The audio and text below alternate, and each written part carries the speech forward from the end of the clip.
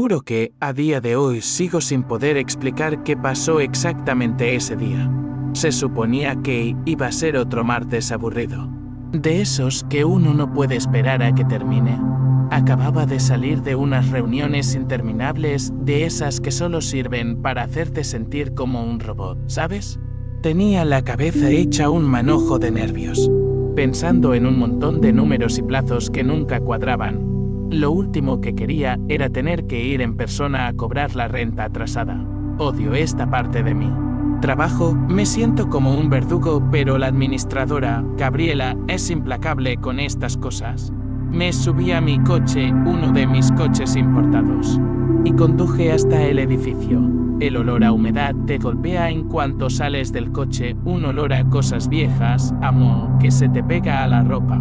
El pasillo era largo y oscuro, y el zumbido de una vieja batidora que venía de algún apartamento hacía la escena aún más deprimente. Llegué a la puerta del 4B, respiré hondo para armarme de valor y llamé con fuerza, nada. Volví a llamar, más fuerte, y entonces oí unos pasitos dentro, el sonido de un niño, y la puerta se abrió lentamente. Una niña de unos 7 años me miraba desde abajo, con el pelo revuelto y los ojos tan grandes que parecía que se le iban a salir de la cara, porque estaba delgada, ¿sabes? Tenía los labios agrietados y la ropa manchada con hilos de colores. Probablemente de tanto jugar con las telas. No dijo nada, solo me miró fijamente como si esperara que la empujara o que me resistiera. Eso me sorprendió, una escena que no esperaba en absoluto. Me agaché un poco, sin saber qué hacer, y pregunté si su madre estaba allí. La niña simplemente negó con la cabeza. Sin decir palabra, simplemente lo negó con esos ojos enormes. Pensé que Teresa habría salido rápido a arreglar algo, pero entonces mis ojos se posaron en una vieja máquina de coser. De esas con manivela y un montón de retazos de tela, bobinas, agujas, todo desparramado sobre la mesa. Lo comprendí enseguida. La niña estaba cosiendo. Una niña, sola, a media tarde. En ese momento, sentí como si me hubieran echado un balde de agua fría en la cabeza. Una niña estaba sola, cosiendo. En lugar de estar en la escuela, jugando o viendo dibujos animados. ¿Qué pasaba allí? Le pregunté si estaba sola. Su voz, lo juro, salió más suave de lo que esperaba. La niña dudó. Bajó la mirada y abrió la puerta un poco más, permitiéndome ver mejor lo que había dentro. No entré sin permiso, solo eché un vistazo. ¿Sabes? Y lo que vi me revolvió el estómago. El apartamento estaba oscuro, las cortinas cerradas y el olor a aire viciado era sofocante. Una silla se tambaleaba en un rincón. La nevera parecía no haber sido limpiada en años, y en la estufa había una sartén con restos de comida quemada. Pero lo que realmente me impactó fue una cama improvisada en la sala, hecha con sábanas finas y una manta rota, y junto a ella unas cajas de medicinas vacías. Entonces todo cobró sentido. ¿Está enferma tú?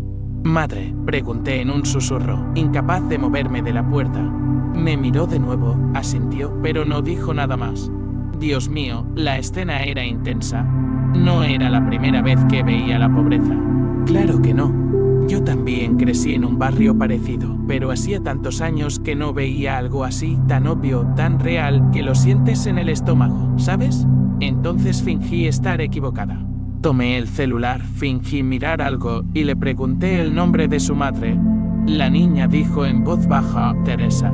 Luego, como si se sintiera culpable por haber hablado demasiado, volvió a concentrarse en la costura. Incluso intenté preguntarle de nuevo por el alquiler, pero en realidad ya no parecía tan importante. No podía apartar la vista de ella, tan pequeña, tan concentrada. Mientras mi estómago aún se revolvía, la niña bajó la cabeza y dijo que su madre había dejado un sobre debajo del colchón. Entonces corrió adentro, sin soltar la aguja, con la agilidad de una niña que puede hacerlo todo sola. Esperó unos segundos y regresó con un sobre arrugado en las manos. Lo recogí.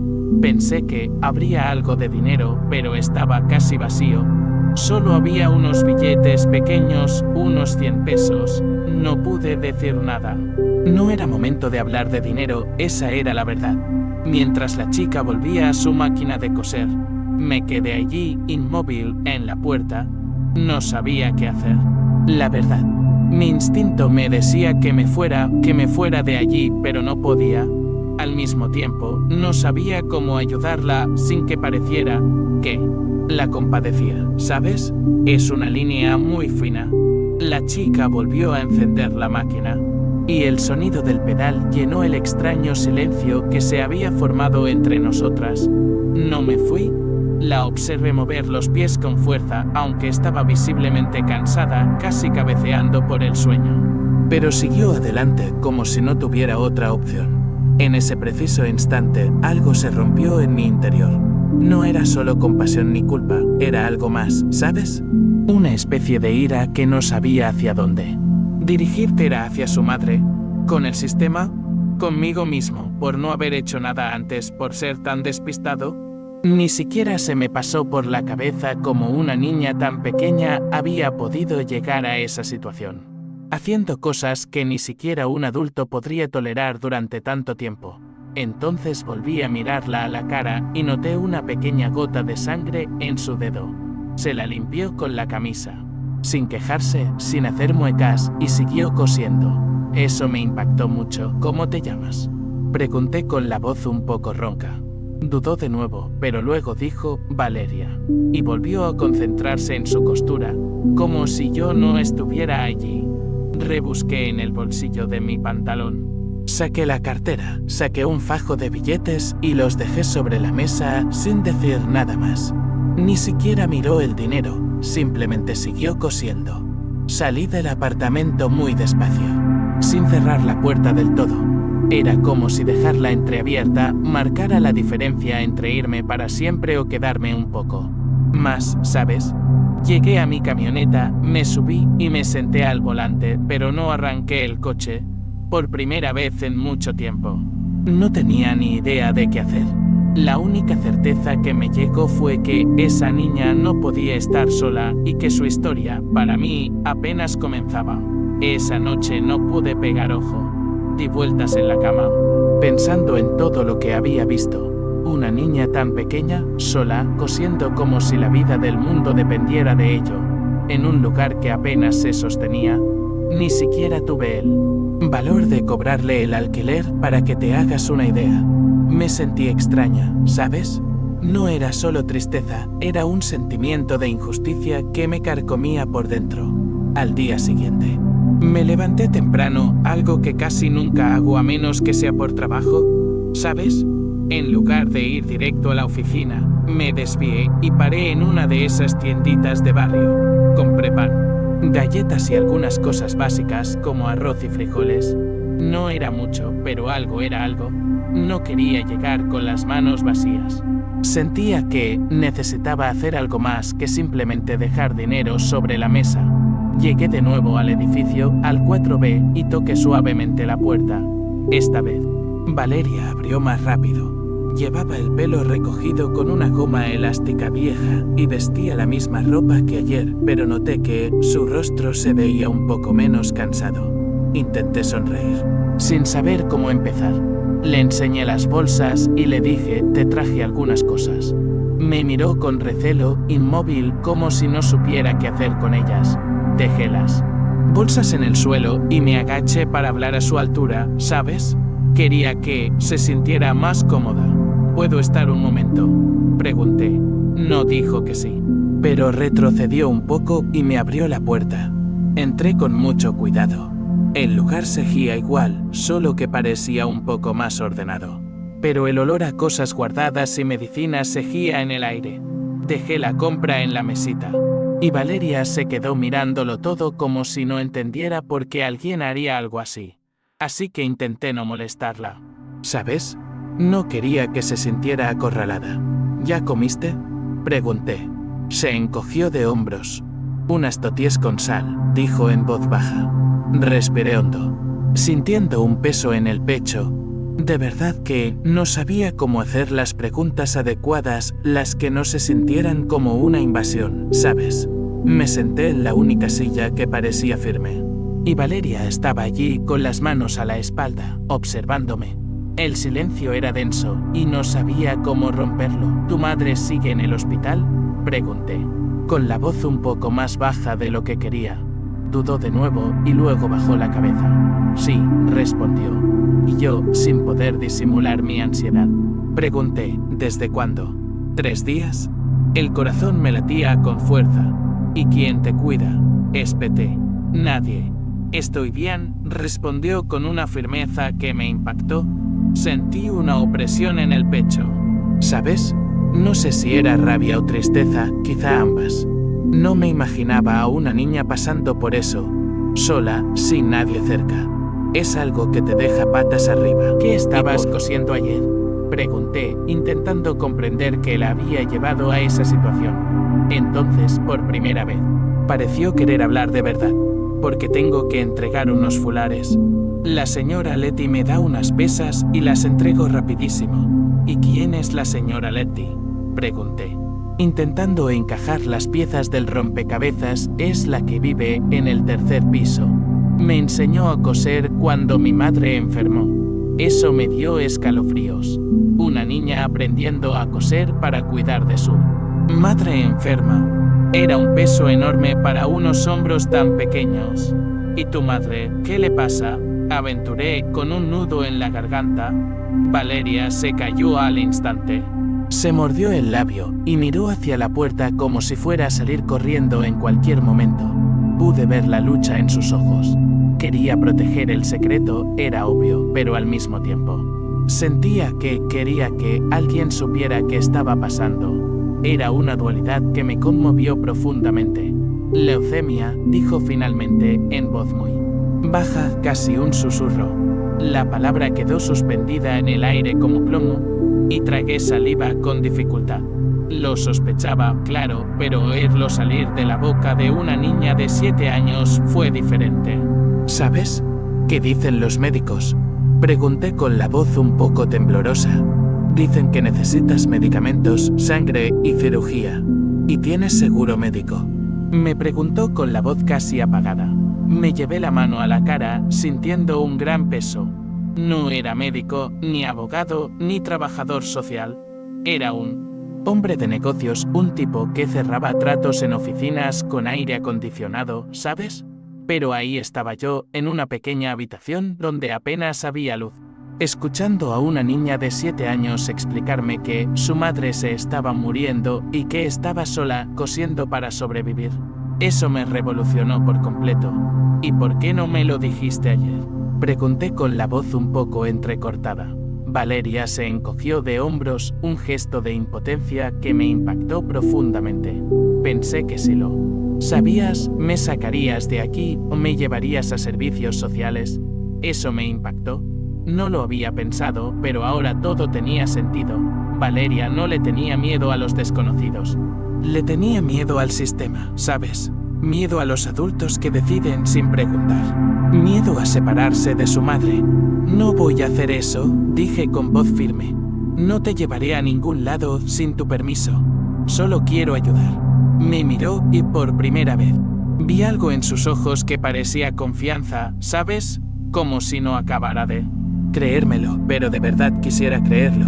¿Y usted quién es, señor?, preguntó. Sonreí levemente, un poco incómodo. Digamos que soy el dueño del edificio. Pero hoy no vine como tal, vine como Julián. Nada más. Asintió lentamente, luego fue a buscar un vaso de plástico, sirvió agua y me lo ofreció. Para mí, era su forma de decirme que todo estaba bien, que podía quedarme un rato más. Mientras me mostraba unos portabebés que estaba cosiendo, noté algo más. En un rincón había un cuaderno con dibujos de ella y una mujer tumbada, con tubos y una sonrisa triste. Debajo, con letras torcidas, decía: todo va a estar bien, mami.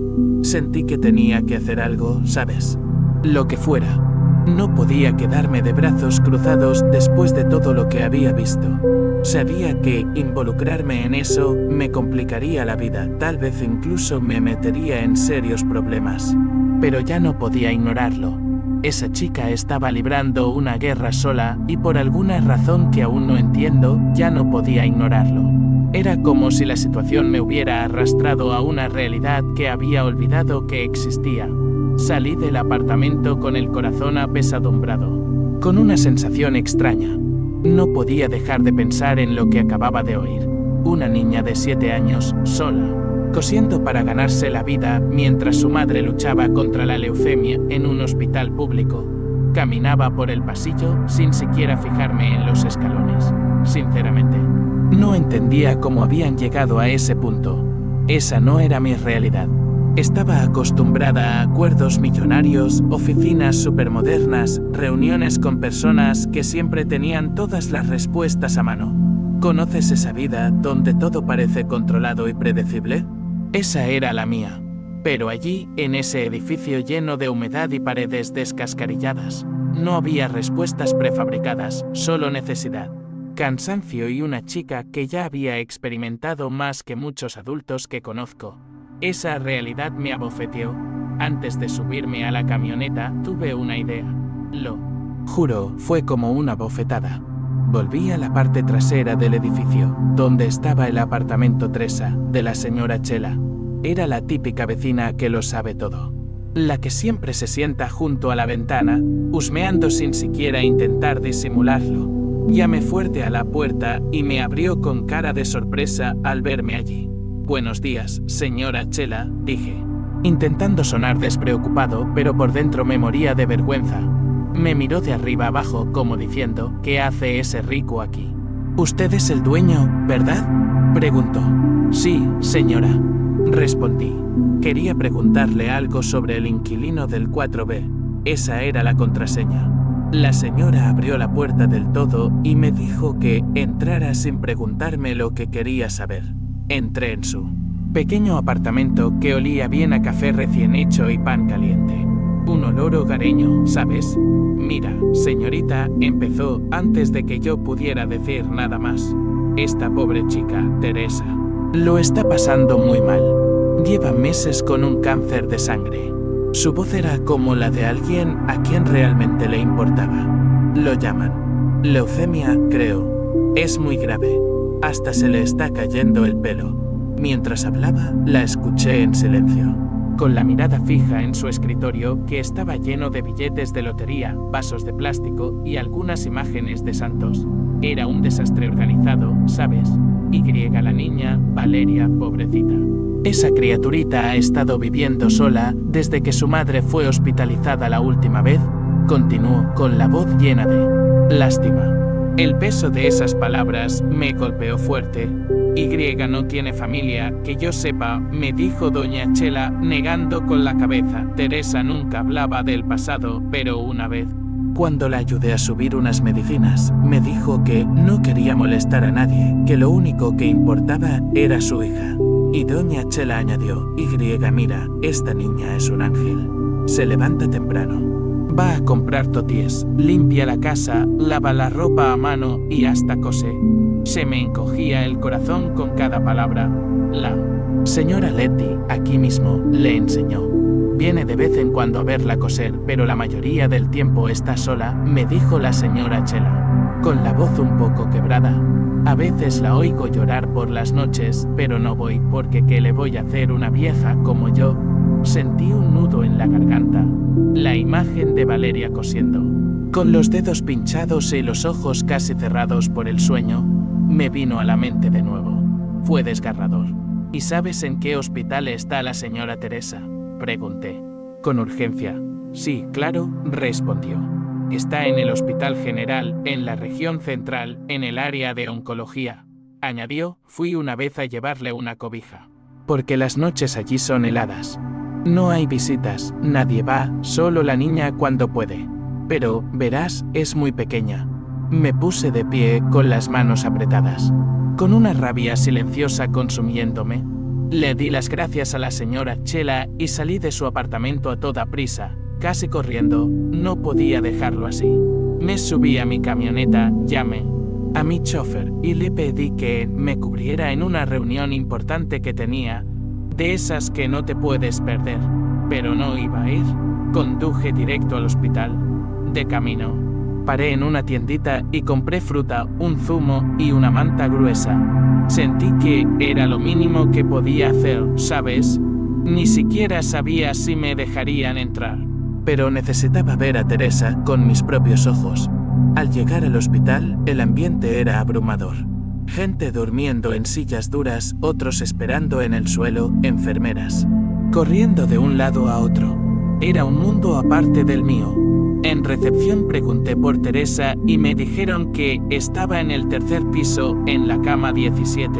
Subí las escaleras con paso firme. Aunque por dentro me sentía completamente fuera de lugar, ¿sabes? Nunca había pisado un hospital público. Al llegar a la cama 17, me encontré con una mujer delgada, de piel muy pálida y con los ojos cerrados. Llevaba una de esas batas de hospital y una bolsa de suero colgada a su lado, en el cabecero de la cama.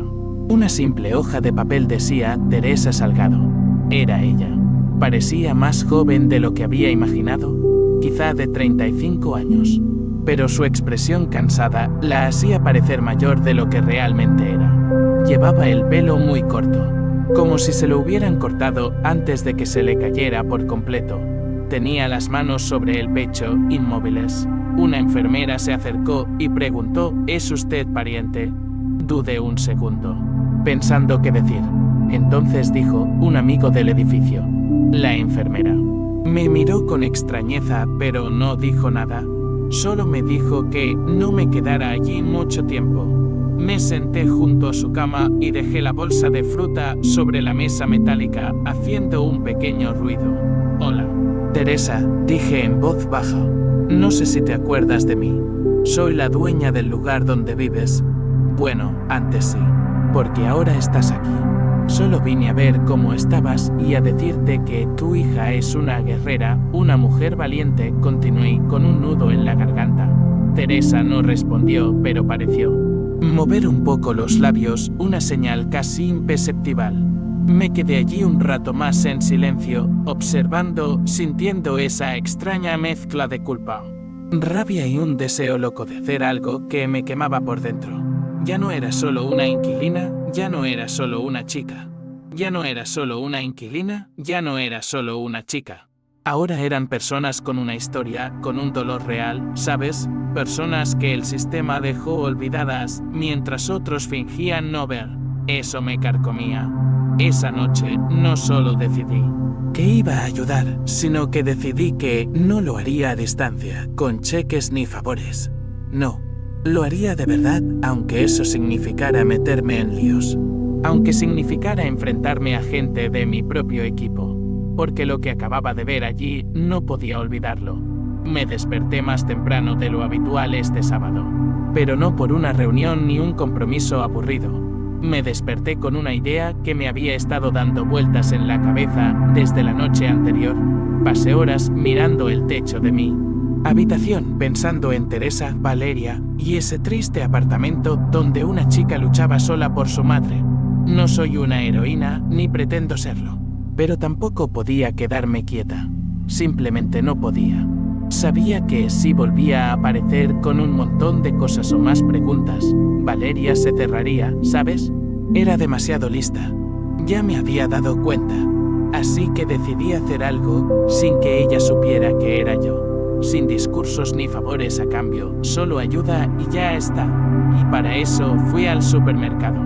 Muy temprano. Compré una despensa básica, arroz, frijoles, leche, galletas, jabón, papel higiénico, algo de fruta, pan de molde, latas de atún, cereal, algunos dulces y un botecito de champú de fresa para la niña. También puse una caja de vendas, algodón y apósitos en la canasta, por si Valeria seguía cosiendo y pinchándose los dedos. En la fila para pagar, sentí algunas miradas extrañas, como si fuera un padre soltero torpe. Pero no me importó. Pagué y salí con unas bolsas muy grandes. Antes de llegar al edificio, me desvié a una farmacia y compré un sobre con efectivo. Nada excesivo, pero suficiente para unos días. Lo puse en una bolsa aparte, sin nombre. Luego manejé hasta el edificio y me estacioné lejos para que nadie viera mi camioneta. No quería llamar la atención, ¿sabes? Caminé con las bolsas hasta la entrada. Subí al cuarto piso con mucho cuidado, prestando atención a si venía alguien. No quería cruzarme con nadie. Delante de la puerta del 4 Bikes, dejé las bolsas una a una. Luego, tomé el sobre con el dinero y lo escondí en la bolsa del pan, con mucho cuidado para que lo encontrara sin querer como un regalo sorpresa. Antes de irme, toqué la puerta 2 veces rápidamente y bajé corriendo las escaleras sin mirar atrás. Oí que alguien abría la puerta, pero no me giré. No quería ver su reacción. Ni por ego ni por vergüenza. Simplemente sentía que, si la chica supiera que era yo, no lo aceptaría tan fácilmente, ¿sabes? Le dolería saber que estaba recibiendo limosnas de un desconocido, y yo no quería eso. Esa tarde volví a mi rutina, fui a trabajar, contesté algunas llamadas, revisé algunos correos, pero en el fondo no estaba concentrado en nada de eso. Sentí un peso fuera de mis hombros, una ligereza que no había sentido en mucho tiempo. Pero también la necesidad de saber si lo que había hecho realmente había servido de algo. Pensé en enviar a alguien a revisarlo, pero no quería involucrar a nadie más. Era asunto mío, y punto. Al día siguiente, volví al edificio, pero sin maletas, sin excusas, solo para echar un vistazo.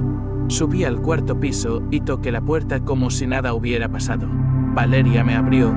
Se veía diferente, ¿sabes? Su cabello estaba más arreglado, su blusa parecía recién lavada y su rostro se veía menos cansado. Aún podía ver la tristeza en sus ojos, pero era evidente que había dormido mejor, lo cual fue un alivio para mí. «Hola, Valeria», dije con una sonrisa. «¿Cómo estás?», asintió, mirando hacia adentro, como si aún dudara si dejarme pasar. No la presioné, solo quería saber cómo estaba. «¿Quería saber cómo estaba tu madre?», pregunté. «Igualmente», respondió. «La enfermera del hospital dijo que estás estable. ¿Y tú? ¿Cómo estás?», volví a preguntar. Hizo un gesto extraño, a medio camino entre una sonrisa y una mueca, y luego abrió la puerta del todo, dejándome entrar. Julián notó que el lugar olía diferente. ¿Sabes? Ya no era ese olor a cosas almacenadas y medicina fuerte. Ahora tenía un aroma cálido y algo dulce a frijoles, un olor a comida de verdad. La mesa estaba un poco más ordenada y no había tanta ropa tirada. ¿Comiste bien hoy?, pregunté con voz suave. Sí. Aparecieron unas bolsas en la puerta. Creo que eran los vecinos, o tal vez la señora Letty, respondió con esa inocencia de una niña que no ve el mal. ¡Qué bien!, dije fingiendo sorpresa, pero por dentro sentía un gran alivio. Valeria cogió una galleta de vainilla de un plato y me la ofreció. Acepté, por supuesto. Me senté en mi silla de siempre, mientras ella se acomodaba en un rincón con un cojín y una manta doblada a su lado. Sobre la mesa, la máquina de coser estaba cubierta con un paño limpio. ¿Y vas a seguir cosiendo?, pregunté. Sí, pero menos, respondió. Ahora tengo suficiente para pagarle a la señora Letty y me dijo que puede ayudarme a terminar unos cabestrillos que debo, explicó, y yo simplemente la escuché, impactada por la madurez de aquella niña. ¿Y qué vas a hacer con el dinero?, pregunté con curiosidad. Voy a ahorrarlo para las medicinas de mi madre. Me quedé allí mirándola, sin poder creer que alguien tan joven pensara así. Ni siquiera los adultos que conozco eran tan responsables. Valeria comía despacio cada galleta como si fuera un premio. De repente, se levantó y fue hacia una caja. Sacó algo y me lo dio. «Lo hice ayer», dijo. Era un pequeño bordado con las letras J en hilo rojo, rodeado de un corazoncito. Juro que sentí una emoción indescriptible en el pecho. No dije nada, simplemente lo guardé con cuidado. «Gracias, Valeria. Lo llevaré al trabajo para no olvidar lo importante». Solo sonrió levemente, sin responder. Antes de irme, le prometí a Valeria que volvería pronto. No dije cuándo ni con qué intención, solo dije la frase, ¿sabes?, como quien deja la puerta entreabierta para lo que venga. Mientras bajaba las escaleras, me encontré con Gabriela, mi administradora. Subía con un maletín en la mano, tacones altos, gafas de sol y cara de enfado. Te lo juro, su aura es la de alguien que no se anda con rodeos. ¿Qué hace aquí, jefe?, preguntó sin rodeos. Estoy atendiendo un asunto personal, respondí, intentando mantener la calma. ¿Tiene algo que ver con la señora del 4B? ¿Por qué lo pregunta?, respondí. Gabriela frunció los labios, un gesto que ya me resultaba familiar, porque esta inquilina lleva 3 meses sin pagar, y según las normas que usted mismo firmó, deberíamos proceder al desalojo esta semana. Fue implacable. No respondí de inmediato, solo la miré con seriedad. Esa conversación apenas comenzaba, pero ya tenía claro que nadie se llevaría a Valeria de allí, no mientras yo pudiera evitarlo. Gabriela no era tonta. En cuanto me vio salir del edificio ese día, con una bolsa bordada en la mano y esa mirada de que ocultaba algo, supo que algo andaba mal. Y si había algo que Gabriela odiaba, era no saberlo todo. Sobre todo en lo que a negocios se refiere. ¿Qué asuntos personales podrías tener con esta mujer, Julián?, preguntó, alcanzándome en las escaleras, con voz ya impaciente. No es asunto tuyo, respondí sin parar. Claro, alzó la voz. La señora Salgado lleva meses sin pagar. Esta deuda está registrada y según el contrato, ya deberíamos estar solicitando el desahucio. No entiendo por qué seguimos posponiéndolo. Me detuve en seco y la miré. Porque no me apetece, Gabriela. Con eso basta, dije, intentando controlar la ira que me subía por la garganta. No, respondió con una frialdad aterradora. No cuando hablamos de propiedades que forman parte del grupo. Esto ya no es solo tu decisión. Hay reglas, protocolos, y me contrataste para que los cumpliera. ¿O lo has olvidado? Su voz era desafiante. Bajé la mirada. Reprimí las ganas de estallar y seguí caminando hacia la calle sin decir nada más. Sabía que Gabriela tenía razón con las reglas, ¿sabes? Pero no con la parte humana. Y eso me irritaba profundamente. La conocía bien. Era brillante con los números, los contratos y el papeleo, pero era dura, meticulosa. Incapaz de ver más allá de lo escrito. Para ella, todo eran ganancias o pérdidas. Nunca personas. Gabriela me siguió hasta la camioneta con la expresión aún dura. Los labios apretados y la carpeta bajo el brazo. No voy a detener el proceso solo porque te encariñaste con una pobre chica. Esto no es un albergue, es un negocio. Espetó con voz cortante. Si no haces algo, lo haré yo. Ya tengo el aviso listo. Solo espero tu firma. La miré desde el asiento del conductor. Estaba furioso, pero no. Podía estallar ahí mismo, frente a ella. La camioneta arrancó y me bajé sin decir nada más. Gabriela estaba de pie en la acera, con los brazos cruzados. Con esa mirada que la hacía parecer incapaz de aceptar un no. Algo no le cuadraba, y cuando algo no cuadraba, lo investigaba hasta el final. Esa tarde, ingresó al sistema de propiedades. Revisó contratos, historiales, toda la correspondencia de alquiler. Vio que había hecho varios depósitos de mi cuenta personal a la del Hospital General. También había hecho algunas transferencias pequeñas a una farmacia del barrio.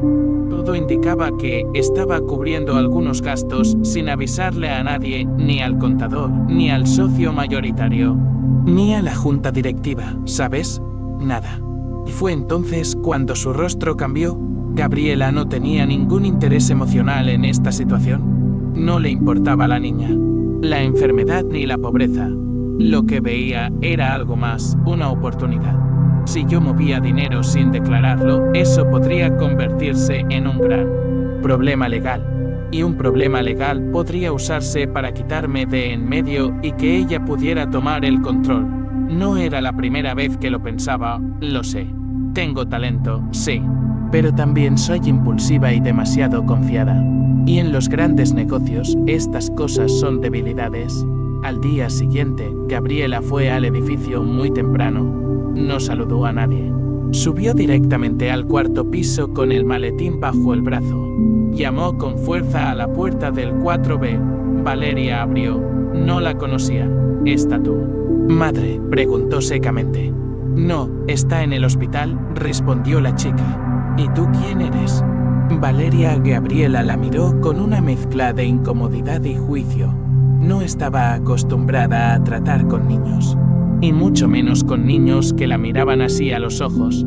Dile a tu madre que tiene 3 días para desocupar este apartamento. Lo siento, pero no hay excepciones. Su voz era inapelable. Mi madre está enferma, dijo Valeria, sin moverse. Lo sé, y siento mucho que tengas que pasar por esto, pero no tengo otra opción. Son las normas del dueño del edificio. Valeria no respondió, simplemente cerró la puerta lentamente. No lloró, no preguntó nada, y eso, de alguna manera, irritó a Gabriela más de lo que esperaba.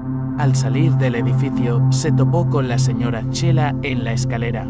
La vecina la miró de arriba abajo con evidente desconfianza. ¿Quién es usted?, preguntó el administrador, y luego añadió: Y si me disculpa, tengo prisa. Ah, ya veo. Usted fue quien dejó la orden de desalojo, dijo la señora Chela con una acidez que me hizo sonreír por dentro. Gabriela la miró, ya irritada. Eso es lo que significa, nada personal.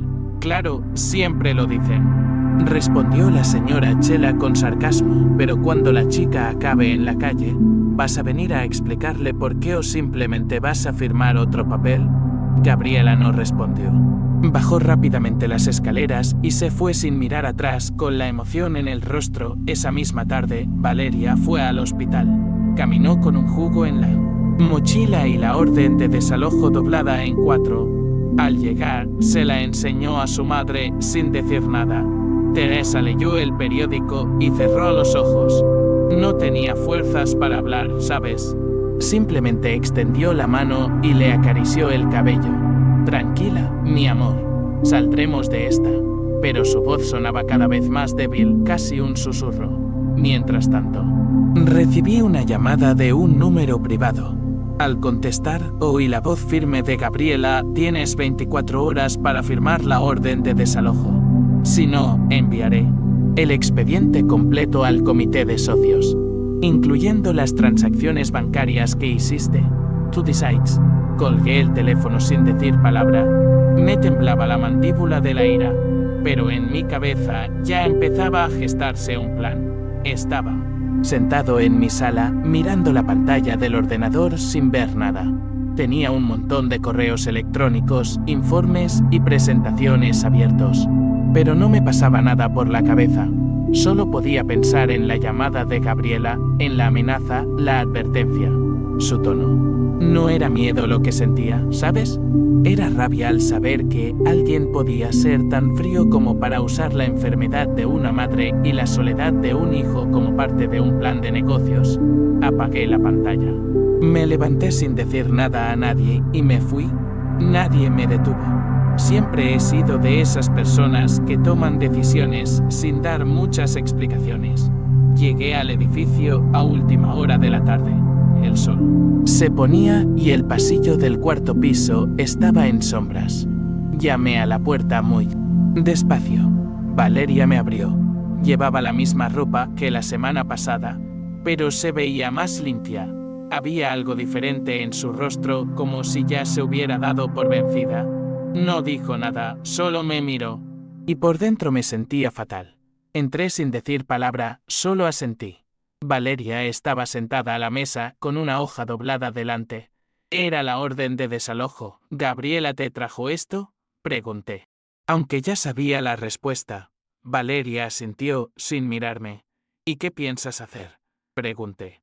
No lo sé, dijo en voz baja. No puedo permitírmelo. No tengo a dónde ir. Pero si me voy de aquí, ¿cómo sabrá mi madre dónde estoy? Cerré los ojos un segundo. Eso dolió más que cualquier puñetazo. Valeria no estaba preocupada por sí misma, ¿sabes? Estaba pensando en su madre. Esa chica no pedía nada para sí misma. Solo quería que su madre supiera que estaba bien. No te vas a ir a ningún lado, dije con firmeza. No lo permitiré. Te lo prometo. Valeria me miró con recelo. Pero tú no eres el dueño. Respiré hondo. Sí, lo soy. ¿Y por qué nos van a llevar?, pregunté entre dientes. Porque hay gente que solo ve números, pero yo veo personas. La frase me salió del alma. Sincera.